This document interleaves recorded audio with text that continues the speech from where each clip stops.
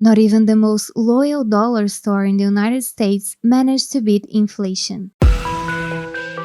This is Libertarian View, your source of decentralized and distributed information. If you are an American citizen or have ever traveled to the United States for vacations or passed by when working, you have certainly already heard of the Dollar Tree store. This store is a traditional budget shop in the USA. Inside it, you may find any of its products for only $1, from tools, cleaning products, party items, and even frozen food. Anything and everything for just $1. It has always been like this since founding in 1986. Some American economists have even used the Dollar Tree standards to measure the scale of inflation and what you can buy with a single dollar year after year. The result is that since the 80s decade, the price of products has increased on an average of 2.6% per year. Even in the face of a struggle against inflation, the store's network has firmly stood by the everything for a dollar promise. However, after over 30 years fighting this battle, it has become impossible to keep all products at the aimed prices, thanks to the debase of the currency caused by printing more and more money each day. During last September, Dollar Tree has announced that it will start to sell its products starting at $1.5, with some departments reaching between $3 and $5, expanding their sales strategy. This is due to the annual inflation rate in the United States, which reached 42% in July, the highest over the past 3 decades. And, well, everything shows that it tends to get worse.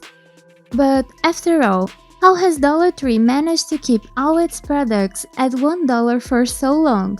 As demonstrated by the economist Peter Jacobson, Dollar Tree has been using one strategy known as shrinkflation. This tactic consists of reducing quality or quantity of products instead of increasing their price. For instance, a 500 milliliters bottle of shampoo now comes in a 300 milliliters bottle. A bar of soap now is 20% smaller, or a metal-coated phone charger now comes coated only in plastic. This is a quite common strategy in several industries to maintain sales consistency at a certain price. Have you ever noticed how packs of snacks, for example, used to be much bigger for the same price? To avoid price increases, the tendency was to reduce the amount of product inside the packages, while advertising as new package or economy package. As it turns out, this strategy also has a limit, and Dollar Tree has just reached this point. It is no longer possible to reduce the amount or quality of their products without getting them too small or just too bad.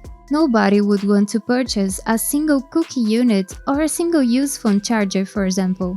Because of that, the shrinkflation tactic works only as far as the technological limits go. Also, due to the worldwide inflation promoted by governments, which are recklessly printing money to afford their own expenses, the United States' most traditional $1 store had to finally raise the price of their products. After 35 years of struggle, inflation has won. The greatest losers, however, are the customers. Despite the media's astonishment, we are aware that none of this is new. As much as the $1 chart has kept itself for decades, nothing matches the power of destruction of the governments to the citizens' wallets. As the economist Murray Rothbard clearly illustrates in his book, What Has Government Done to Our Money? Allowing the state to monopolize the monetary system is to allow the same state to destroy it, only to afford its own totalitarianism, populist measures, and economic anomalies to satisfy its politicians and favorites. If inflation has already destroyed even empires such as Rome, it is no surprise that it will do the same to stores or other economic fragile countries.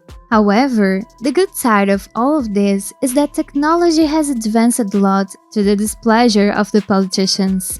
Thanks to Bitcoin, we now have the opportunity to become the owners of our own money through a decentralized and free currency, which no state could ever destroy. As much as several governments try to forbid the use of the currency, its full adherence will be inevitable. Okay, the inflation of the colorful pieces of paper, the fiat money, may be a disaster for us, but Bitcoin fixes this and other crises. And because of that and even much more reasons, it is the state's worst nightmare. Thank you for your audience. This article was written by Pedro Monteiro, translated by Arthur Silvani, revised by Corea con K, and narrated by JJ Lieber. If you like this video, please hit the thumbs up icon below and share the video on your social network. If you want to be notified of other videos, hit subscribe and then the bell icon. See you soon!